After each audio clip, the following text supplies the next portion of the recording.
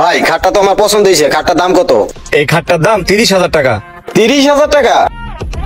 আচ্ছা সমস্যা নাই, এলন 3,000 টাকা দিয়ে গেলাম, আর বাকিটা পরে দিব নে। ভাই আমি তো বাকি বিক্রি করি না, তাছাড়া তো আপনাদের আমি ভালো করে চিনিও না, আপনাদের আমি কোন বাসায় বাকি দিম ভাই? আরে ভাই কি কন, আমি তো এই এলাকায় থাকি, আপনি আমার চিনেন না? না ভাই আমি আপনাদের চিনি না, তারপর আপনার যদি নিতে হয় পরিচিত কাজে নিয়ে আহেন, গ্যারান্টার হইলে আমি মাল দিয়ে দিব। কি করা যায়? আরে ওই দি শিয়া ভাই, শিয়া ভাই। আরে কি অবস্থা কও? ভাই একটু এদিকে আন।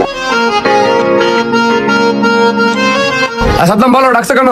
ভাই এই দোকানে আমার একটা খাট পছন্দ হয়েছিল, চাইছিলাম যে খাটটা নিমু, তো হ্যাঁ কইতাছে একটা গ্র্যান্ডেড লাগবো। তো আপনি শিয়া ভাই আছেন না? ভাই আপনি তো আমারে চিনেন, আপনি বইলে দিলে হয়তো খাটটা আমারে দিব। ভাই পাইছেন গ্র্যান্ডেড পাইছেন? হ্যাঁ শিয়াব ভাই যদি বইলা দেয় খাট তুমি নিয়ে যেতে পারো। আর শিয়াব ভাই খাটকে আমি দিয়ে দিমু। পুরোটার ভালো করে চিনি না, গ্যারান্টার হোমো নাকি দিব দিই পড়ি। আচ্ছা ওরে দিয়ে দাও, সমস্যা নাই, টাকা দিয়ে দিব নে। আচ্ছা ভাই তাইলে আমি খাট দিয়ে দিলাম, আর সে যদি টাকা পয়সা না দেয় এর দায়ভার কিন্তু আপনার নিতেও ভাই। ঠিক আছে সমস্যা নাই, তুমি দাও। আর সাদ্দাম তুমি খাটের টাকা ঠিক মতো দিয়ে দিও। হ্যাঁ ভাই দিয়েই তো দিমু, ঠিক আছে সমস্যা নেই, আমি খাটের টাকা দিয়ে দিমু ভাই। আচ্ছা ভাই যেহেতু বলছে তাইলে আপনি খাট নিয়ে যান। ভাই দাঁড়ান, কি হয়েছে? কই যান? আপনার বাসা সাদ্দাম আছে না, ওই সাদ্দামের কাছে যাইতেছি। সাদ্দাম? সাদ্দাম নামে তো কেউ থাকে না ভাই।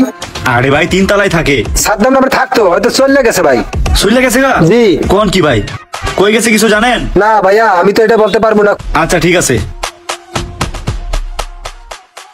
শিয়াব ভাই দাঁড়ান। শিয়াব ভাই আমি আপনাকে খুঁজতেছিলাম। কেন ভাই আমার খুঁজতেছো কেন, কি সমস্যা? সাদ্দাম যে আপনি খাটটা নিয়ে দিলেন, আপনি জামিনদার হইয়া।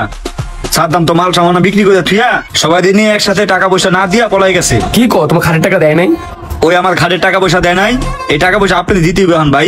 পরে তুমি ঠিক মতো চিনি না, একদিন করে দেখছিলাম এক জায়গায় একটু চাটা খাইছিলাম, এই কারণে তোমাকে সুপারিশ করে দিলাম একটা খাট নেওয়ার লেগা। ভাই এত কথা আমি বুঝি না, আপনি জামিনদার হয়েছেন দেখেই মালটা আমি দিছি, আর আপনি যদি জামিনদার না হইতেন মালটা আমি দিতাম না। এখন টাকা পয়সা আপনি দিতেই হইব, আর আপনি যদি না দিতে চান তাহলে ভাই আমি এটার ব্যবস্থা নিব। আচ্ছা তুমি কত টাকা পাইবা খাটের? 27,000 টাকা পাই। 27,000 টাকা? তার মানে কোনো টাকাই তোমার দেয় নাই? মাত্র 3,000 টাকা দিছে, আর 27,000 টাকা পাই। জামিনদার হয়ে বিপদে পড়ছি, মানুষ উপকার করতে নাই, বুঝছো? ঠিক আছে এখন আমারই তো দিতে হইব। এলো এনে 3,000 আছে, বাকি টাকা পর আস্তে আস্তে শোধ করে দিব। ঠিক আছে ভাই দিয়ে দিন। শিয়াব ভাই টাকাটা।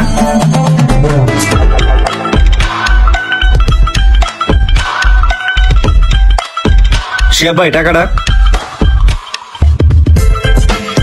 ভাই বাকি টাকাটা একসাথে দিয়ে দিন। আচ্ছা ঠিক আছে যাও, বাকি টাকাগুলো একবার দিয়ে দিব, যাও। ভাই এই লোকে কি এর টাকা পায়?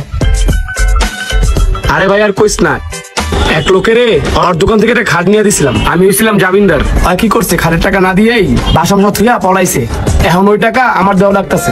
না জেনে না বুঝে কারো জামিনদার হবেন না, আর জামিনদার হলে এরকম অবস্থায় পড়তে হবে। তো ভিডিওটি যদি ভালো লাগে অবশ্যই লাইক কমেন্ট শেয়ার করে দিবেন।